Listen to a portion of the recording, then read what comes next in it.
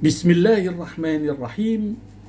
Assalamualaikum warahmatullahi wabarakatuh. Alhamdulillahi wa kafa wassalatu wassalamu ala ibadil mustafa Sayyidina Muhammadin ahli sidqi wal wafa. Ashhadu an la ilaha illallah wahdahu la syarikalah wa ashhadu anna sayyidana wa nabiyyana Muhammadan abduhu wa rasuluh la nabiyya ba'da. Allahumma salli wa sallim wa barik ala sayyidina Muhammadin al-fatih lima ukhlika wal khatim lima sabaqa nasiril haqqi bil haqqi wal hadi ila syiratikal mustaqim wa ala ali haqqa qadrihi wa miqdarihil alim. Sahabat Buya Helmi, pencinta amalan dimanapun berada, puji syukur mari kita haturkan kepada ilahi Rabbi Allah subhanahu wa ta'ala.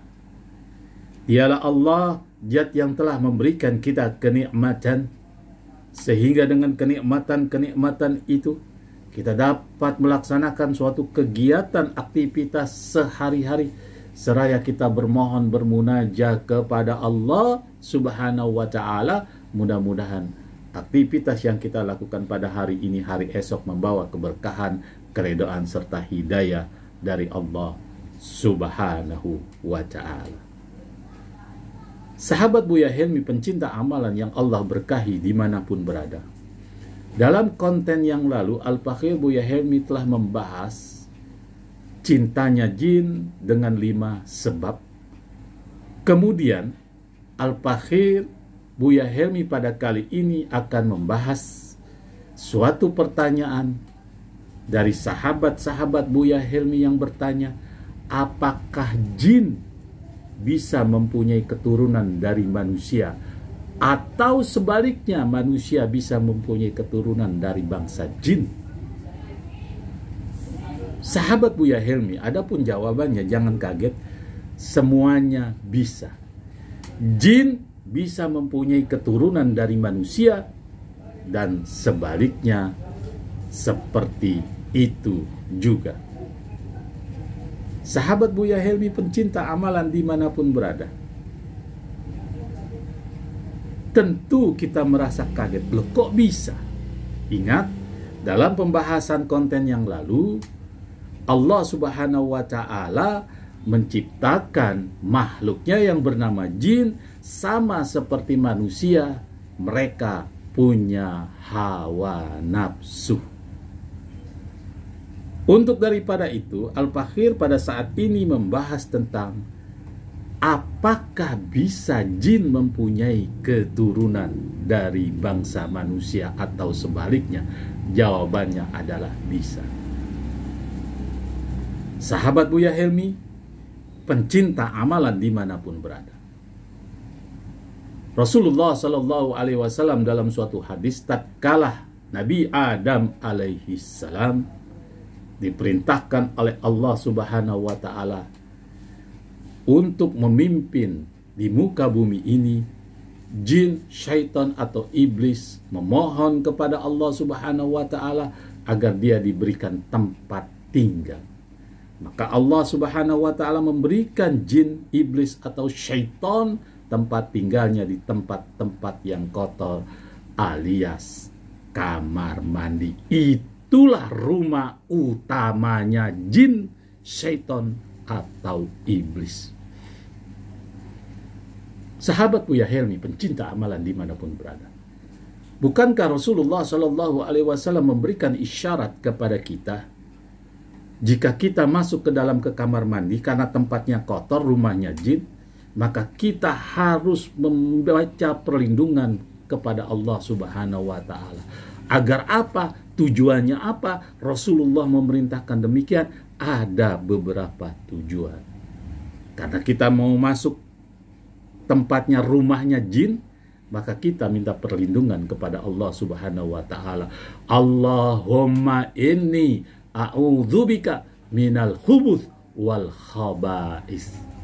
Itulah perlindungan kita, memohon kepada Allah subhanahu wa ta'ala agar kita terbebas dari gangguan jin. Makanya zaman sekarang, karena mereka, anda umat Islam, tidak mengikuti anjuran Rasulullah sehingga masuk ke kamar mandi tidak baca doa, sehingga banyak di antara Anda sekalian, khususnya kaum laki, mempunyai keturunan jin. Lihat larangan-larangan masuk ke kamar mandi. Tidak boleh berlama-lama di kamar mandi, tidak boleh bersiul, tidak boleh bernyanyi, tidak boleh mengucap kalimat-kalimat asma-asma Allah. Nah, apa yang terjadi pada saat sekarang ini? Mereka kebanyakan di kamar mandi berlama-lama, bernyanyi-nyanyi, main HP, dengerin musik di kamar mandi. Terbalik bukan? Apakah itu sudah mengikuti anjuran baginda Rasulullah Sallallahu Alaihi Wasallam? Nah, lebih dahsyat lagi untuk kaum laki-laki, hampir 80% orang yang tidak membaca doa. Kita umat Islam 80% tidak membaca doa apabila masuk ke kamar mandi. Sehingga kita masuk ke rumahnya jin, tempatnya jin, kita diganggu. Wabil khusus untuk kaum laki-laki. Awas, waspada, wahai kaum laki-laki, wahai kaum pria, jika kalian tidak masuk ke kamar mandi, ada kemungkinan 70% Anda mempunyai keturunan jin. Dengan perilaku yang akan Al-Fakhir Buya Helmi bahas. Sahabat Buya Helmi, pencinta amalan dimanapun berada, bagaimana caranya seorang laki-laki bisa mempunyai keturunan anak jin? Yaitu apabila ada seorang laki-laki masuk ke kamar mandi yang sudah akil balik, dia masuk ke kamar mandi, masuk ke toilet, ya. Kemudian dia tidak membaca doa, dia tidak membaca doa.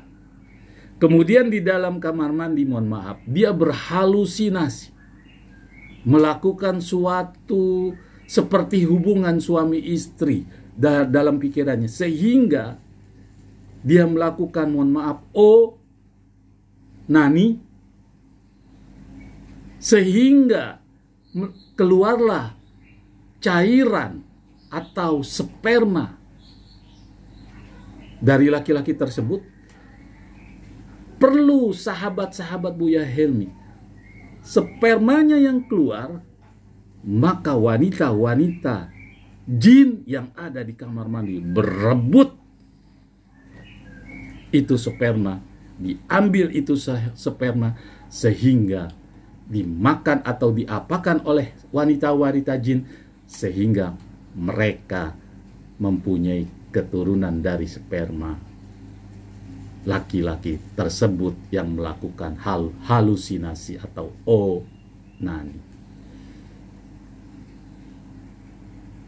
Ngeri bukan?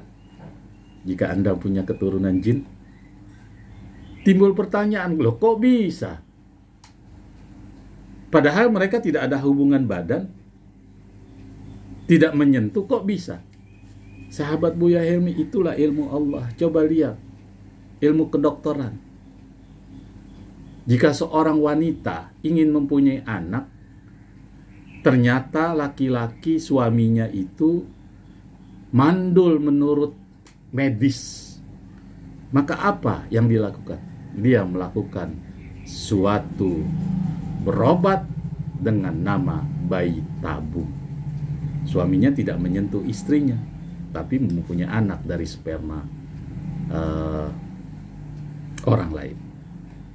Itulah sebabnya Rasulullah Shallallahu Alaihi Wasallam memerintahkan kita untuk membaca doa, apalagi tidak membaca doa, kita melanggar perintah Allah, kita berhalusinasi, maka jangan salahkan Anda kaum laki-laki mempunyai keturunan jin.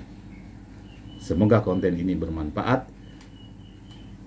Jangan lupa saksikan konten-konten selanjutnya dalam channel Buya Helmi. Sekian, assalamualaikum warahmatullahi wabarakatuh.